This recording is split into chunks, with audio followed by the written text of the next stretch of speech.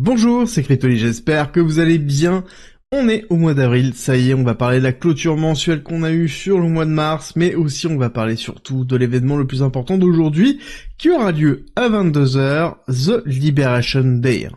Car c'est comme ça que l'appelle Donald Trump, qui va nous faire des annonces sur les tarifs, les taxes douanières, qui impactent énormément le marché macroéconomique, qui nous impactent fortement aussi, parce qu'on est quand même sur les chutes très corrélées au Nasdaq et au S&P 500. Donc, forcément, le marché va pricer ça, mais la question c'est, est-ce que le marché a été capable de pricer la totalité des annonces qui vont être faites? Parce qu'on nous promet du lourd, mais par contre, les marchés ne devraient pas trop souffrir. En tout cas, c'est ce qui a été dit. On va regarder tout ça ensemble et surtout, vous allez voir que même sur les positions en crypto, il y a pas mal de choses qui sont en train de se mettre en place.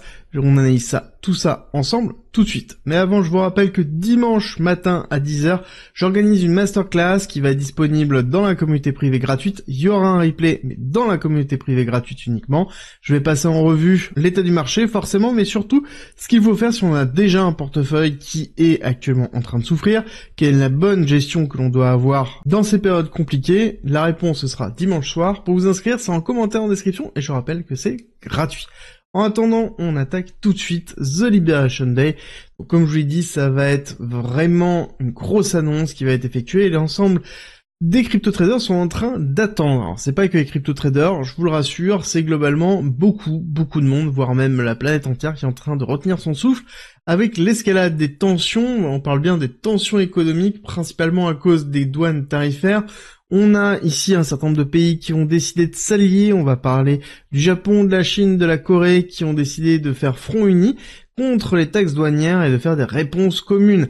Donc, je pense qu'on aura, oui, forcément une réaction par rapport au discours de Donald Trump, mais surtout ce qui va être le plus important, ça va être après. Après, c'est-à-dire la semaine qui va suivre, les jours qui vont suivre, où il va y avoir une série d'annonces d'autres pays sur un renforcement de leurs taxes douanières contre les USA, et forcément Donald Trump ne pourra pas s'empêcher de réagir par rapport à ça, que ce soit positivement, négativement, ou dans une phase de négociation, et donc forcément beaucoup d'impact sur la macroéconomie.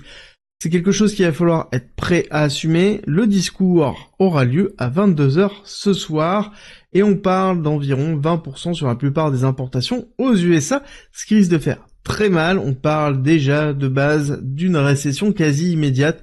Pour moi, je pense que oui, on va forcément avoir peur, on va parler de récession, on va parler de dépression. Bref, on est quand même dans une peur généralisée. Il faut prendre un maximum de recul sur l'impact réel que ça pourrait avoir. Je pense que le marché est en train de pricer toute cette partie-là. Par contre, on va avoir forcément de la volatilité court terme. Restez bien avec moi, je vais vous expliquer sur le Nasdaq comment on peut savoir si oui ou non le marché a pricé toutes les chutes qui vont être annoncées. En attendant, on fait une petite revue crypto. Vous allez voir que BTC ici a été annoncé comme la plus grande réserve de valeur, immédiatement liquide et une couverture incroyable contre l'immobilier. Eric Trump sur Fox Business, donc on est bien encore une fois sur un positionnement de la famille Trump par rapport à BTC, par rapport aux crypto, ça nous renforce encore ce biais-là. Je vous rappelle juste que même si on ne le voit pas sur les cours, on n'a jamais eu un environnement aussi propice pour la crypto. Mais la problématique actuelle, ce n'est pas la crypto, c'est clairement la macro, et ça il faut être capable de l'encaisser quoi qu'il arrive. Dans les autres nouvelles, surtout en Europe, nous avons ça y est Binance qui supprime du spot l'USDT qui n'est pas compliant. On le savait déjà depuis un certain temps que ça allait arriver et on a déjà certaines plateformes qui s'étaient mis aux normes MiCA, mais là on parle d'une des plus grosses, Binance. Donc on va avoir de moins en moins d'USDT dans les transactions européennes, ce qui est plutôt classique vu qu'on a un cadre autour des stablecoins qui est quand même très rigide aux USA et USDT ne peut pas se conformer à ce cadre-là. En attendant, nous avons son concurrent USDC, la crypto de Circle, qui s'en sort bien dans le cadre de la réglementation et qui a décidé de passer à l'étape supérieure, étant donné que Circle va faire une IPO, ça veut dire qu'ils vont rentrer directement en bourse. Ça, on s'y attendait, on savait que ça allait se faire. On a un rapprochement aussi qui a eu lieu entre Circle et certains autres acteurs crypto. Donc, ça veut dire qu'en effet, il y a un business très fort qui est en train de se faire. Et je pense que Circle est en train de se placer en bourse, vu que on a d'autres acteurs qui sont en train d'arriver, des acteurs bancaires qui sont très lourds. Donc forcément, il faut rentrer en bourse assez rapidement pour pouvoir lever de la dette et pouvoir continuer à scale. Dans les autres bonnes nouvelles, nous avons Mastercard qui construit un réseau de paiement basé sur la blockchain, ciblant les banques et les consommateurs pour du on-ramp crypto. Ça veut dire quoi on-ramp? Ça veut dire le fait de pouvoir passer du fiat, donc de l'euro, vers de la crypto très facilement à faible coût. Actuellement, on a quand même toujours des coûts qui sont assez élevés quand on veut le faire en carte bleue. Le fait de passer par un opérateur comme Mastercard qui aurait directement son propre réseau permettrait de diminuer drastiquement les coûts et ça permettrait de faciliter grandement les interactions. Donc beaucoup de bonnes nouvelles sur les cryptos. On attend globalement beaucoup aussi de Donald Trump sur le discours de 22 heures, beaucoup de volatilité qui va arriver, mais surtout le plus important, ça va être ce qui va se passer dans les jours qui suivent. Nasdaq ici, Nasdaq qui a essayé de pricer un peu cette partie-là avec une grosse impulsion baissière. Très peu de réactions haussières sur, ici, la prise totale de l'imbalance qui se trouve là. Assez peu de réactions. Pour moi, il va falloir être assez conservateur sur le Nasdaq, être capable de pouvoir encaisser de la volatilité, parce que, comme je l'ai dit, il y aura certainement beaucoup de volatilité. Dans cette volatilité, on ira certainement chercher 18 321, donc qui est ce plus bas là, mais ça pourrait juste être une mèche ravalée instantanément pour repartir un petit peu plus haut. Et inversement, on peut aller chercher ici assez haut dans un retest des 20 100 points pour ensuite aller faire ici un plus bas. Donc il va falloir être prêt à encaisser. Alors qu'est-ce qui peut nous permettre de dire que le marché a pricé exactement ce qui se passe sur les taxes douanières et les réactions qui pourraient avoir lieu?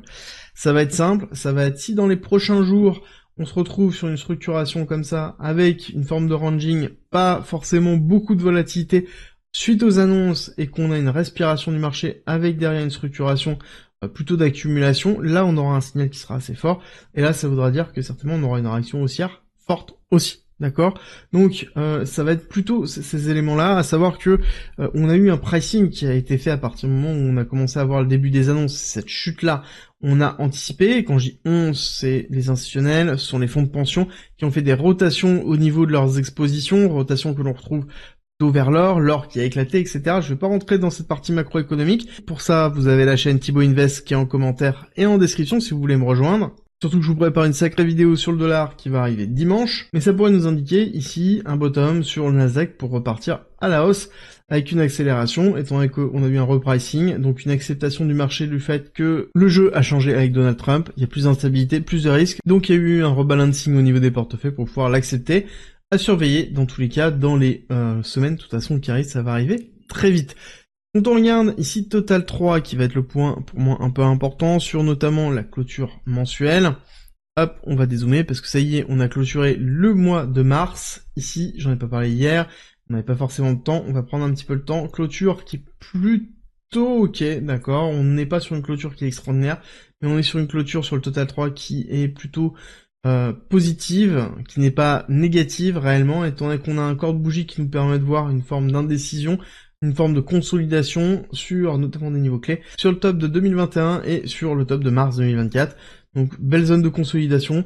Tant qu'on tient en fait sur une clôture au-dessus de ce niveau-là, ça reste positif et c'est exactement ce qu'on est en train de voir ici. Donc forcément sur le mois d'avril, ça va être très important.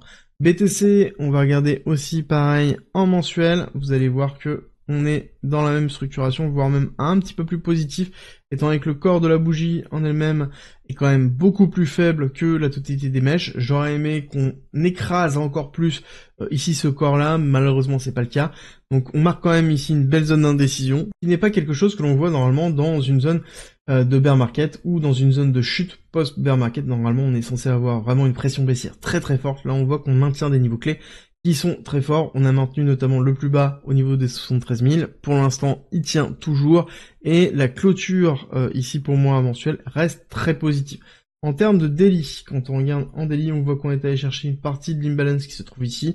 On arrive à maintenir des niveaux toujours clés, hein. Ici, on n'est pas allé chercher plus bas que les 81 145. Il va falloir voir si oui ou non on est dans une mise en place ici d'une chute en A, B, C. Avec ici une recherche de liquidité qui se trouve là et là. Je pense que il faudrait tenir en fait ce niveau ici, surtout si on a un Nasdaq qui se tient plutôt bien par rapport aux annonces, et surtout ne pas avoir une sous-performance de BTC. Ça c'est super important, avec ici ce qu'on a encaissé par rapport au Nasdaq, il faut impérativement qu'on reste corrélé au Nasdaq, sur notamment la hausse, si jamais il y a une hausse, et que on résiste et qu'on soit résilient sur la baisse, à minimum au moins 1 pour 1, c'est-à-dire que si le Nasdaq chute de 1 point, qu'on n'aille pas faire 10 points de chute derrière. C'est super important, là dans la zone où on est, il faut qu'on continue à tenir globalement les zones. La zone à ne pas casser reste toujours ici les 70 000, hein, une grosse partie d'imbalance. Là, voilà, c'est la zone en fait de transposition où on pourrait avoir ces 90 000, 70 000. On pourrait rester pendant un certain temps, aller chercher des liquidités très en bas pour repartir après très en haut. Ce serait pas totalement aberrant, on l'a déjà vu à plusieurs reprises. C'est une zone qui est assez grande, oui, mais en même temps assez petite quand on regarde la volatilité du cours que l'on pourrait avoir suite à la macroéconomie que l'on a. Même si, je tiens à vous le préciser, on a somme toute très peu de volume sur les marchés traditionnels de BTC, que ce soit sur les futurs, que ce soit sur les spots. Il y a une forme de désintérêt que l'on voit clairement au niveau des cryptoactifs et même Bitcoin. C'est quelque chose que l'on voit partout, que ce soit sur les réseaux ou même directement dans les cours, dans les volumes. Au niveau des volumes, justement, parlons des institutionnels. On a eu toute une période, ça y est, de retour de liquidité qui a été inversée à partir du 28 mars avec 3 sorties, notamment une hier qui a été de 157 millions de dollars. Plutôt classique, on est en train de pricer ce qui va se passer aujourd'hui. Je pense qu'on va être aussi en négatif aujourd'hui et demain on verra bien justement la réaction des institutionnels. Donc ce sera plutôt vendredi que l'on verra les retours de liquidité sur jeudi. Au niveau du point important que je voulais vous donner, c'est quel est le comportement actuellement des retail et des institutionnels qu'on est en train de voir habituellement. Ça, c'est très important de comprendre qu'il y a quand même plusieurs patterns qui sont en train de se jouer. La première chose, c'est qu'on est en train de shorter sur le retail. Donc ici, le retail est en train de se positionner majoritairement en short. Est-ce que c'est le cas sur les institutionnels ou sur les gros traders? Non, malheureusement, ce n'est pas le cas. Quand on regarde ici les top traders, on voit qu'on a les longs qui sont en train de chuter. Ok, on pourrait se dire qu'à ce moment, on a les shorts qui sont en train de s'ouvrir. Sauf qu'on a l'open interest sur le coin margin contract qui est en train de diminuer. Donc ça veut dire principalement que là, on a pas de nouvelle ouverture, on a plus des fermetures de longues. Donc on a plus des zones de couverture qu'on est en train d'avoir sur les gros traders, alors que sur le retail, on est en train d'anticiper une chute efficace et que on a une augmentation de l'open interest nous disant que on est en train de structurer ça. Pour moi, le point le plus important, ça va pas être forcément ça. Ça va être surtout ce qui se passe sur le funding rate et sur les liquidations. Clairement, il y a très peu de liquidations, très peu de volume. Je vous l'ai dit tout à l'heure. Beaucoup d'incertitudes, ça se voit beaucoup sur le funding rate. Un coup on passe en positif, un coup on passe en négatif. Bref, le marché n'a pas de décision à l'heure actuelle et ça c'est propre à une zone de ranging. Et ça veut dire en effet qu'on va poser à un moment donné une borne basse, une borne haute et on va rester pendant un certain temps dedans. Est-ce que la borne basse est les 76 000, les 77 000? Bref, on ne sait pas encore, on a beaucoup de liquidités en dessous, on pourrait très bien avoir ce qu'on appelle une déviation, c'est-à-dire une mèche qui va liquider une grosse partie des liquidités qui sont en dessous avant de réintégrer le range, ce serait pas totalement aberrant, et à savoir que peut-être on peut poser une borne de range plus haute ou légèrement plus basse, ça va être à déterminer, je pense qu'on aura la réponse certainement cette semaine ou un maximum la semaine prochaine avant d'avoir une restructuration plutôt haussière au niveau de BTC et des altcoins parce qu'on va avoir une respiration qui va être plutôt émotionnelle. Beaucoup d'émotions, beaucoup de chutes, beaucoup de peur. Forcément au bout d'un certain temps, quand il n'y a plus de vecteurs émotifs, on va avoir une stabilisation du marché, une stabilisation aussi des acteurs sur le marché suite à l'impact émotionnel et donc après on restructure quelque chose qui est positif. Que ça passe par un range, que ça passe par une accélération légèrement haussière sous une forme d'escalier, il y a plein de vecteurs, et ça on aura le plaisir de le voir ensemble. J'espère que cette vidéo vous a plu, si c'est le cas, n'oubliez pas, avant de partir, likez, partagez, et surtout, abonnez-vous, et on se retrouve très vite pour une nouvelle vidéo.